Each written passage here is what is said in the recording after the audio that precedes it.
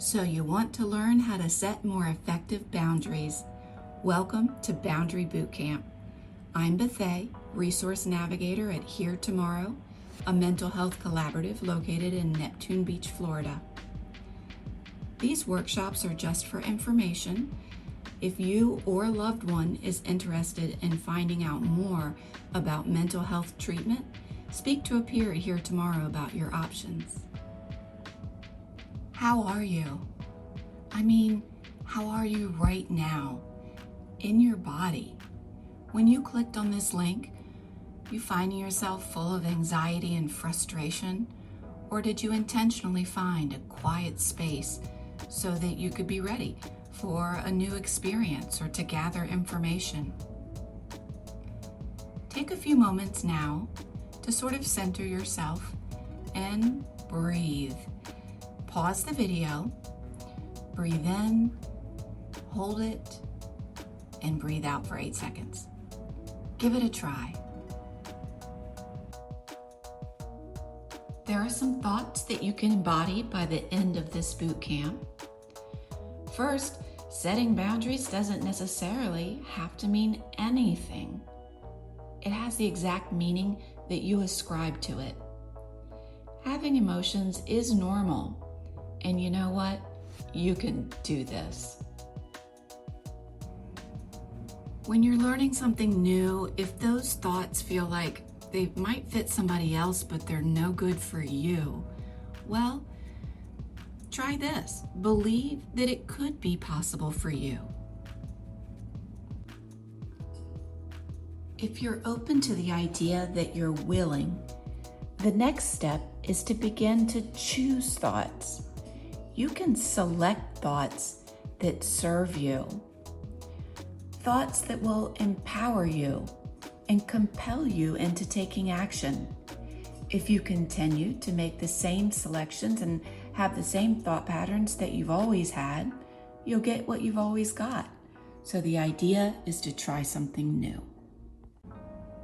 If in your thoughts you think that boundaries are going to let someone down or hurt their feelings, disappoint other people, or burden them, just know that that's a decision that you've made, and you have the capacity to make a new decision. There are intentional and unintentional modes of thinking. Unintentional thinking comes from what you would expect, all your past conditioning, trauma, fears, and hurt. But intentional thinking comes from your highest state of being. Believing that setting boundaries is going to let someone down, hurt their feelings, disappoint them, or burden them, guess what? That is exactly what will happen if you keep worrying they will. What happens in our thoughts ends up directly in our results, no matter what state of being we're in. When we make decisions, what's in our thoughts turns up in our results. It's all just energy. Before we take a closer look at the intentional and unintentional models, I think it's worth it to talk about what a boundary really looks like and to define what that means for you. Coaching at Here Tomorrow, so many times people come to me and they say, I'm going to set a boundary. He or she isn't going to call me after 11 o'clock anymore. And they call the person and they say, don't call me after 11. But what happens? The person picks up the phone and calls, because a boundary is not for another person. A boundary explains what we're going to do. So in that example, instead of telling the other person what he or she is going to do, a boundary sounds like this. When you call me after 11, I'm not going to answer. I'll text you or return your call the next day. And then follow through. That's a boundary. We can't control what other people are going to do. We can only control how we're going to respond. Let's first take a look at an unintentional model. All of the models have the same premise. You'll see that over to the left, we have First, the circumstance, our thought about that circumstance, our feeling about those thoughts, the action that takes place based on those, and then the result. Always the same. Circumstance, thought, feeling, action, result. And you'll see that for all the unintentional models, I've got a shark over there to the side. So let's take a look. You want to set a boundary. That's the circumstance. But in your thoughts, you're thinking, I don't want to be a burden. I feel badly. Now, the ensuing feeling is guilt. The action you take in your brain is to ruminate about the situation, and out of your mouth is to over-apologize. And look at the result. You didn't want to become a burden, but now you've become a burden. Let's take a closer look at another unintentional model. Same circumstance. You want to set a boundary, but your thought is, I don't want to hurt anyone's feelings. Before you even begin to try to say the words to set a boundary, you're already defeated. You've been saying yes to things you don't have time for. And inside yourself, you feel resentment at other people for not doing things for you in return when you didn't even voice that need. You feel badly about yourself, you snap at people and complain. In the end, the result is what started in your thoughts. You didn't want to hurt someone's feelings, but the result is you hurt their feelings. The intentional model. You want to set a boundary, but inside yourself, your thought is you already know that doing this, taking this action, setting this boundary, it makes you a better coworker, colleague, friend, partner, lover. Inside yourself, you feel reassured and at ease because you know you're doing the right thing. And this is what it looks like in action. You say no to things you don't have time for casually. Speak up clearly and effectively and move on. Here's a big one. I'm the best friend you could have. If you say no to me, I don't care. It's fine. I understand. I'll take ownership of my own energy. I don't blame you. But when I'm with you, I'm with you. My full presence. Don't gossip, complain, get it done. Have the best thoughts, energy, and ideas. As a result, of course, we're a better coworker, colleague, friend, partner, lover. That's how it works in the intentional model. What's in our thoughts ends up in our results. Consider this idea.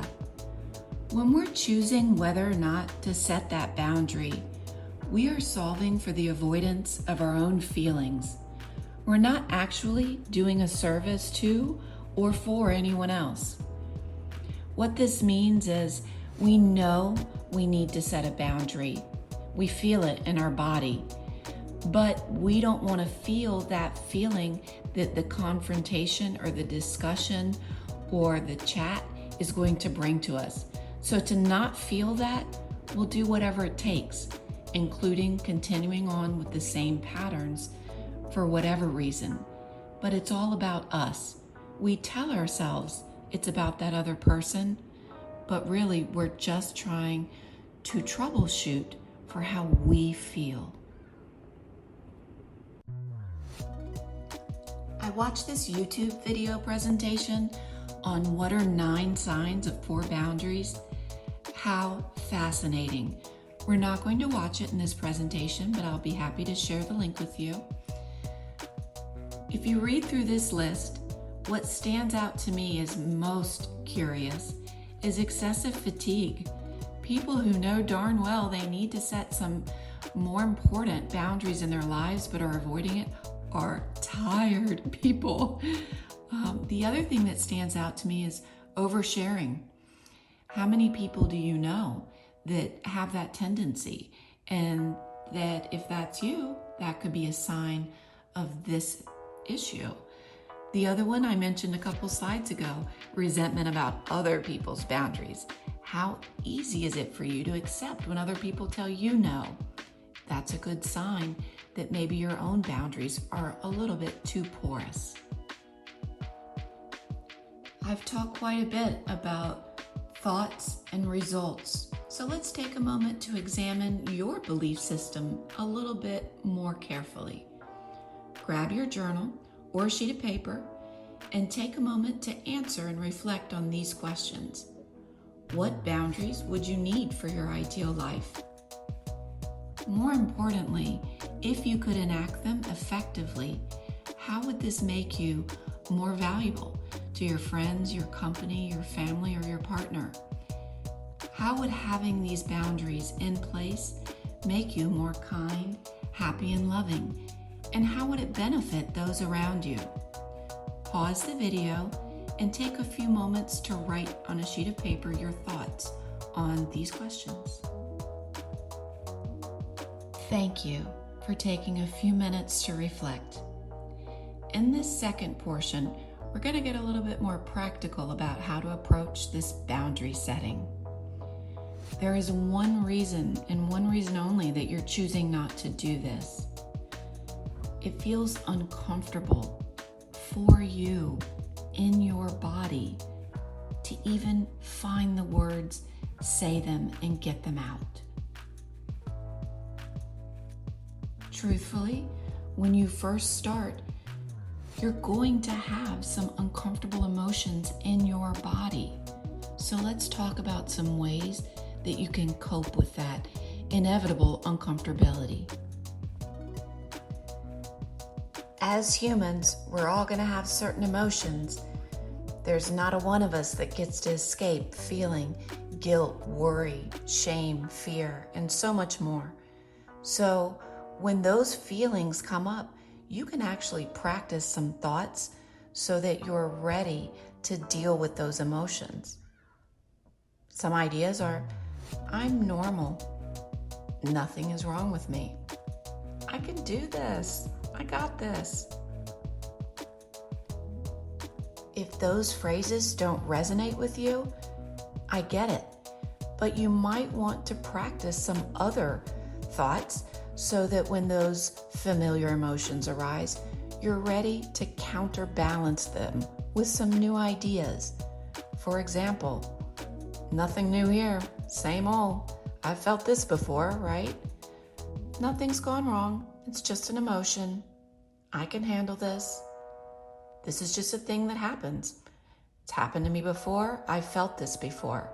And I've overcome it in the past. I will now. It's no big deal.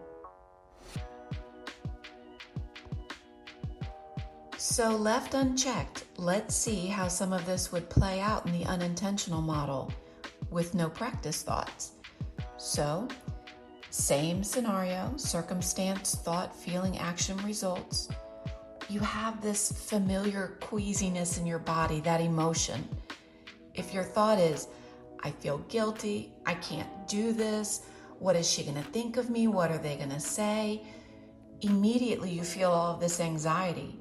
And you literally start to imagine all of the terrible things that no one was ever going to say or think about you. I giggle, but you know it's true.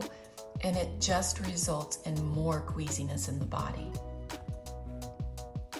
Same premise, but this time we're going to go at it with the intentional model.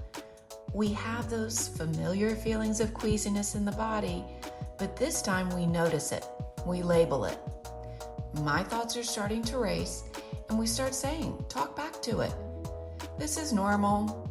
Nothing new here. This is a thing that's happened to me before, and it will happen again. This comes and goes. And you feel ease and familiarity because you know what's happening to you. You can move on. The queasiness subsides. You know, it's not that you feel unworthy of taking time for yourself. You feel unworthy, and when you take time for yourself, you notice that feeling. Okay, let's get specific. Grab that journal or that piece of paper that you were using before and take a few minutes to write down one specific boundary that you're avoiding setting. What got you here? And now that we've talked a little bit more about it, what feeling are you trying to avoid? Because by not setting the boundary, we think we're doing the service to or for the other person, but really, we're just trying to avoid some of our own feelings. What are you avoiding? And then based on that, what thoughts would you like to practice about that feeling? When it comes up inside of you next time, what can you remind yourself to validate and normalize your experience? Pause the video, take a few minutes, and give it a go. While it's true that setting boundaries takes some practice, let's take a look at that label you might be wearing. You know that being a people pleaser is just a thought. It's not actually a real thing, right? Think about really any label that you've provided for yourself. Lazy or procrastinator. Are those your labels? Did you choose those? Or maybe did your family of origin or other people that you've had long-term relationships provide that label for you? And you just scooped it up and said, sure, this is me. Think about it. If you're a people pleaser, how many times would you need to say no before you stop calling yourself one? If you asked for that promotion at work, would you then stop calling yourself one? What if you think you're lazy? If you got up and went and cleaned the bathroom, are you still going to keep the label? What if you told your partner you can't participate in that weekend activity? Now are you a people pleaser? What if you got up and made that phone call or paid that bill? Are you still a procrastinator? You get the idea. At what point do you get to drop your label or choose a new one? Be willing to identify as someone that you have no past evidence of being. The labels that you have, so often, they're not ones that we've chosen. Be willing to choose a new one. How do the labels that you provide for yourself play into your thoughts and your results? Here's our Sharky friend. In the unintentional model, if the circumstance is, I'm a people pleaser, that's your label, then you're already stuck before you've even started. You're defeated. Why take any action? Just keep living as you always have, and you will continue to behave as a people pleaser, your chosen label. Or you could make a new choice. Know that you can be whoever you want to be. Your actions of the past do not have to decide your future. You can choose differently today. Choose a new label. You can even pick up part of a new label. If you do that, you can feel determined, excited, motivated. You get to decide who you want to be. You do not have to accept the labels provided to you by other probably well-intended people. Embody the essence of the label that you would like to be. Make decisions as if you are already that person. You know, if you screw up, forgive yourself. You're going to make some mistakes. It's just a learning process. You don't have to get it right. Release that pressure. Adopt all the qualities and characteristics of who you want to be and start practicing that.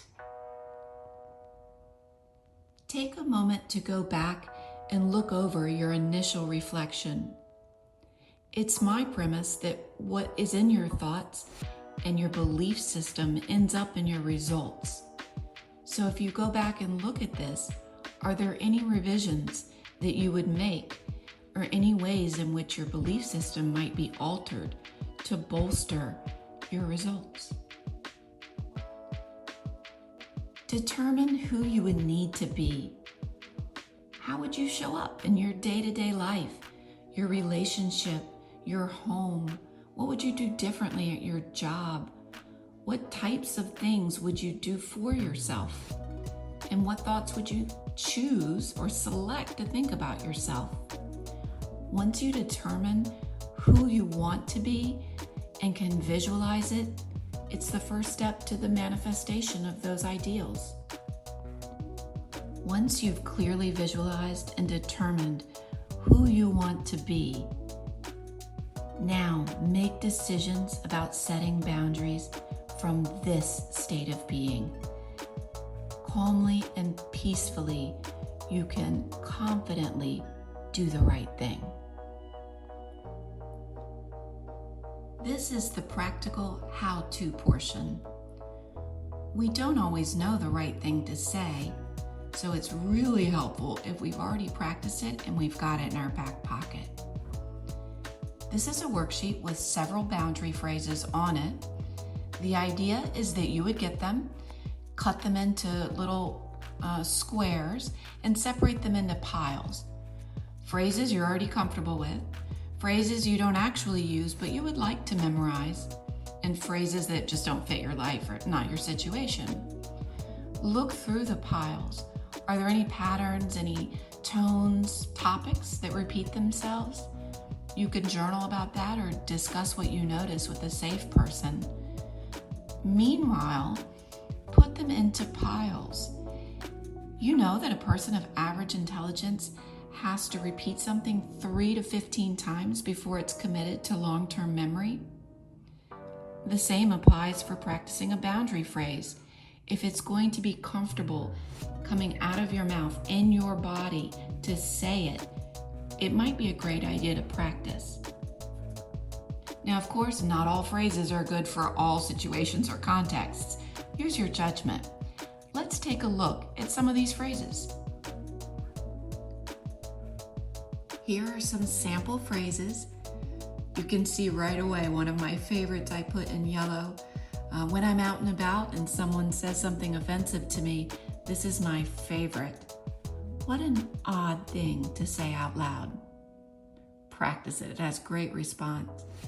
Recently, I was having a discussion with my daughter, and she said to me, "Mom, I'm not accepting suggestions on that topic at this time."